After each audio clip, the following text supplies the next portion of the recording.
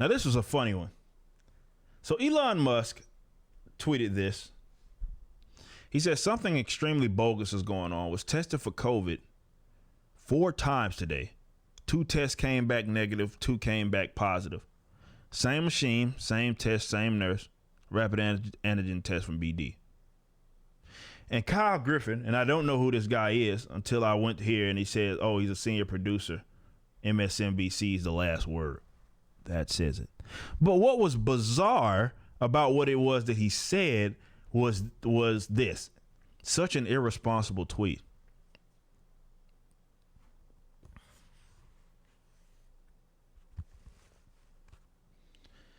Such an irresponsible tweet. And you're sitting here like, what was irresponsible about it? Oh, I get it. When a popular guy with a blue check mark tells the truth about the false positive rate and false positives when it comes to COVID-19, definitely when it comes to these sort of rapid tests, you think it's irresponsible because people would maybe wake up to the jig, huh? They maybe say, oh, something ain't right.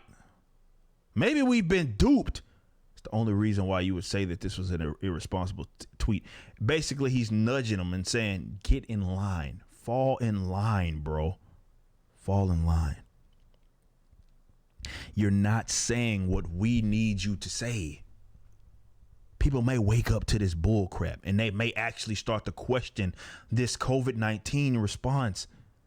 We can't have them doing that. This is an irresponsible tweet. No, it's not.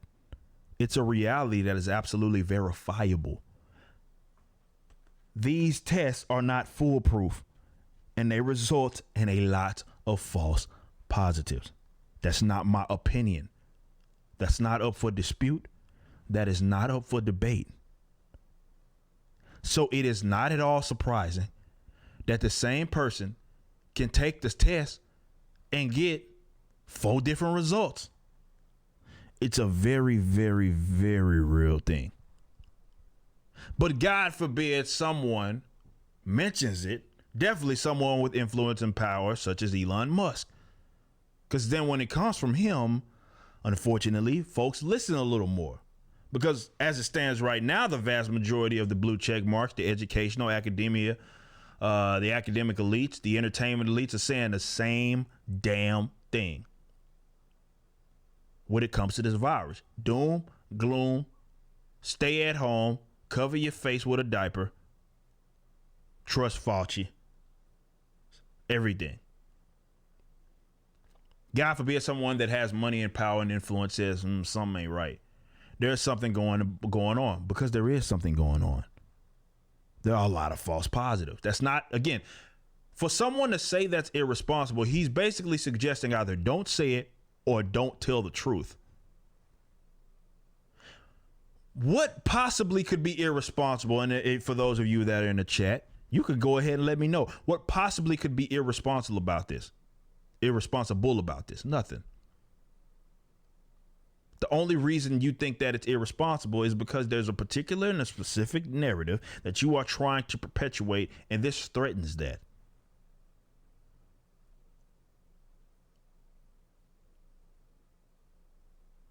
There are a lot of false positives. We know that. There's plenty of examples of it. We know, documented, that they've also included in the numbers. Everybody's always obsessed with cases, right? Putting people in fucking motorcycle accidents that die from motorcycle accidents. I covered one on the channel, youtube.com/YoungRover59. Covered it on the channel. It was reported by Fox, local news out in Orlando, where they were calling, asking about, and if they didn't do actual journalism, if more people did actual journalism, I feel like we'd get a lot more stories like this. But some people in Florida actually decided, I believe it was the same news agency, it was Fox 32 or something like that, I can't remember what it was, decided to actually do journalism. Stop accepting people's word for it and actually do journalism. And they were uncovering that you had instances that were coming back where it was 100% positivity rate. Well, everybody that was tested positive. That doesn't make sense. And it was also people that were in motorcycle accidents. This is actual motorcycle accidents that were considered COVID deaths, that were counted as COVID deaths. So we know that type of stuff happens. That's not even speaking to the actual test. This is what happened, I think, when you give people more economic relief and all of this. And you give instances like whether it be with the doctors and the hospitals, you essentially reward them with money, which is how a lot of, definitely that original bill, where they got essentially paid to fight this. Right. So they would get money for patients that they had. That gave them an economic incentive to maybe. Now, I'm not saying that's what they did, but it gives them an economic. And obviously, we're going to point to that if you look at that and you're like, well, wait a minute. Are they fluffing up the numbers? But at minimum, we do know they're cooking the books in some capacity. To what capacity, I guess, is the golden question.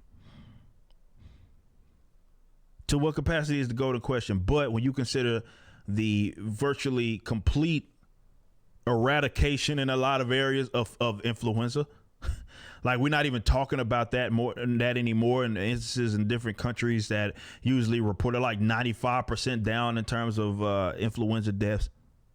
And you consider what we do know about these PCR tests and so forth, that they come back in a lot of false positivity rates, right? When you consider that, yes, you question it.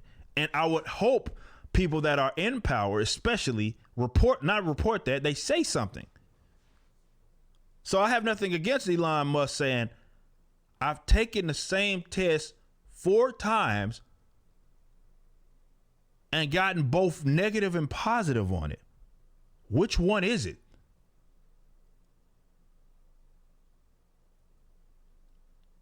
There's nothing irresponsible about what it is that he said, unless you want him to lie. And in that case, of course you're going to say it's irresponsible. Because it doesn't peddle the narrative that you so desperately wanted people to follow. And that's why I believe these people are very dangerous people, despite what they say to us. They're very dangerous people because the truth offends them. They get angry. How could you possibly say something like that? Why are you mentioning the infected fatality rate being so high and survivability rate, or being so low, and rather the survivability rate being so high? Why? They get frustrated with you when you mention that. It's because they have a specific narrative that they have been peddling for a while now, and they will continue to do so. So they can't have people definitely in power saying otherwise.